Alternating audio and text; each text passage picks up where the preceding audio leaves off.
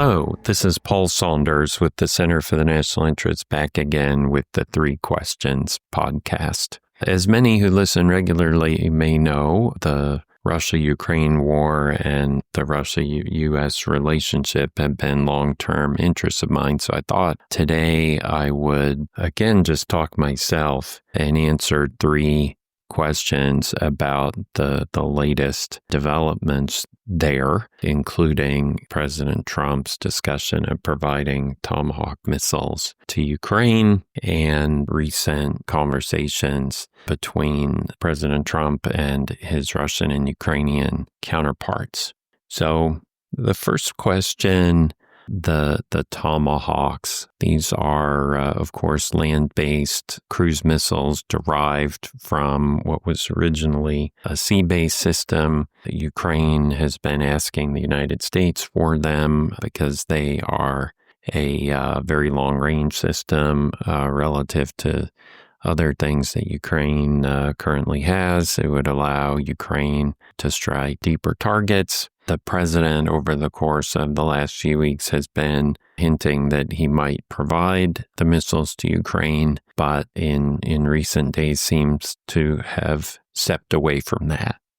So the first question for myself here, and I hope that my answer may have some value, is, what is the president doing here? Is he going to provide the Tomahawks or not? What's going on?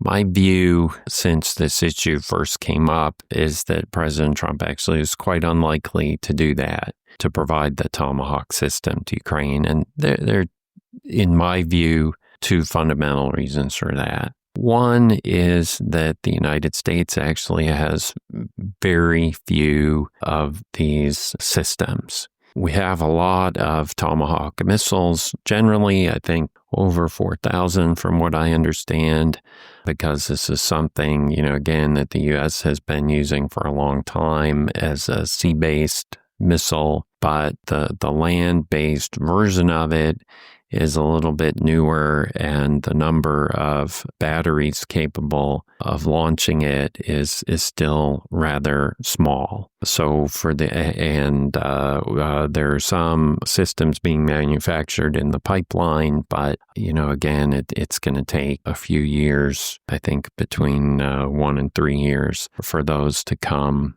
online. So the first reason that I thought that it was pretty unlikely, actually, that the president would ultimately give the Tomahawks to Ukraine is that actually it would be pretty difficult for the United States to do that, given America's other military commitments and threats to the United States directly. But, the second more important reason that I've been really skeptical of that, and frankly, why I wasn't too surprised to see the president sort of edging away from his earlier suggestion that he might provide the Tomahawks, is for the president, I think the question of providing these missiles has been much more about creating leverage in this sort of multiple direction negotiation that he's trying to conduct with Russia, with Ukraine, and to a lesser extent so far with America's European allies.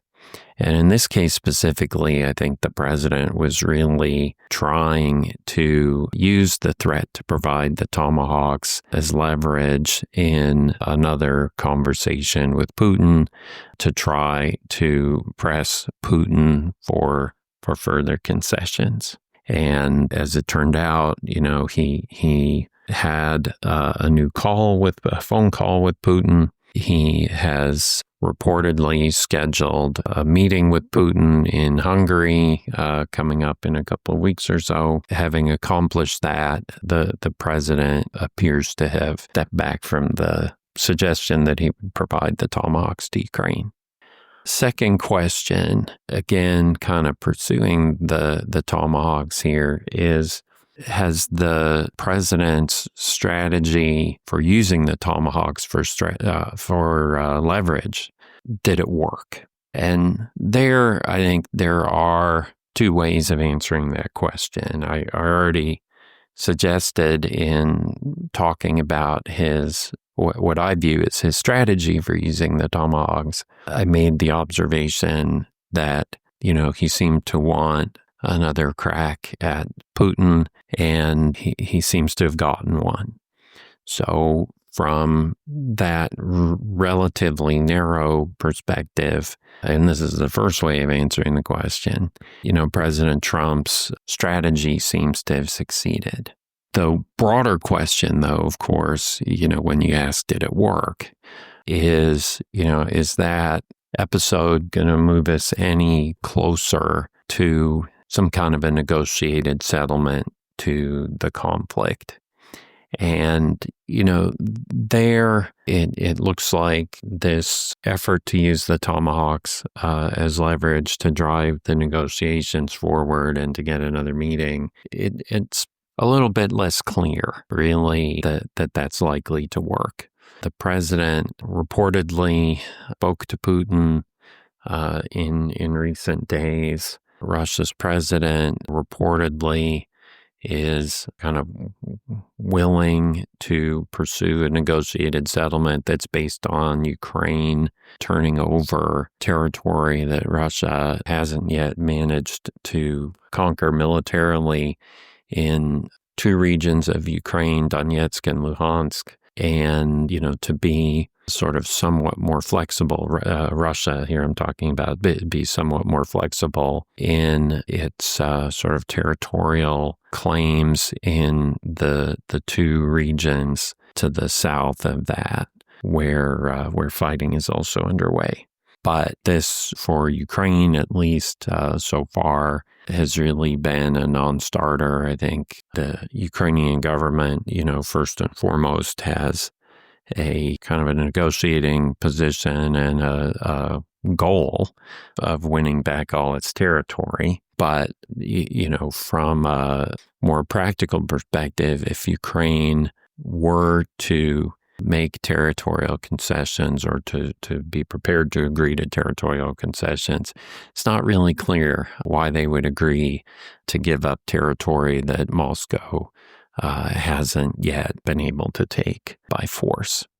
Third question is, how likely is this U.S. Russia Ukraine diplomacy to work? Is President Trump really going to be able to negotiate a settlement to the conflict? And there I would say, first of all, I think it's pretty unlikely that it'll work. Secondly, I think the president himself, has fairly clearly acknowledged that the Russia-Ukraine dispute is harder than he expected it to be to resolve, and that to his surprise, it's kind of more challenging than the Israel-Gaza conflict, where the president has, at least so far, been able to pull together a ceasefire.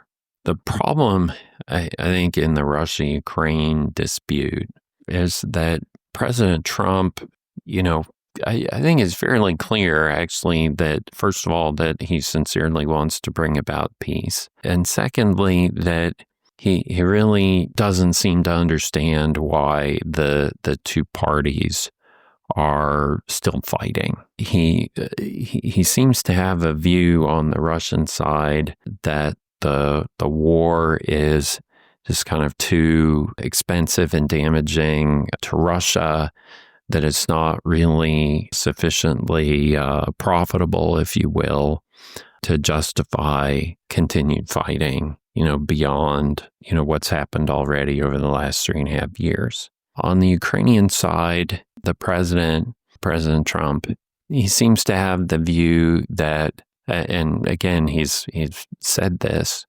that Ukraine is in a weak position, doesn't, as he says, hold the cards, and is going to lose the conflict. And therefore, from his point of view, Ukraine should kind of negotiate and take the best deal it can get. And as the two sides have kept fighting and fighting and fighting, the president has at times even referred to the war as a senseless conflict. And I think it's fairly clear that from his perspective, it is. The challenge is that from the perspective of the Ukrainians and the Russians, it's not a senseless conflict. And in the case of Ukraine, Ukraine, of course, has been attacked and invaded by Russia, which is trying to take large portions of its territory and which has other war aims, including changing the nature of Ukraine's government, limiting Ukraine's ability to engage with other international partners, limiting Ukraine's future military capabilities, and other things that are pretty tough, actually, for most sovereign states to accept if they haven't been, conclusively militarily defeated, which Ukraine has not been yet. From the Russian perspective, Moscow, has articulated this view that Ukraine is a security threat to Russia, that Ukraine's relationship with NATO and the United States has been a security threat to Russia. President Putin said pretty explicitly to the Russian people that he launched the war because that was a situation that was only going to get worse in the future, and Russia needed to act now while it still could to address the threat. And those two views, the Ukrainian one and the Russian one, are really just irreconcilable, fundamentally irreconcilable as they currently stand. And, things can change because President Trump sort of isn't wrong in his view that it's an extremely costly war for Russia.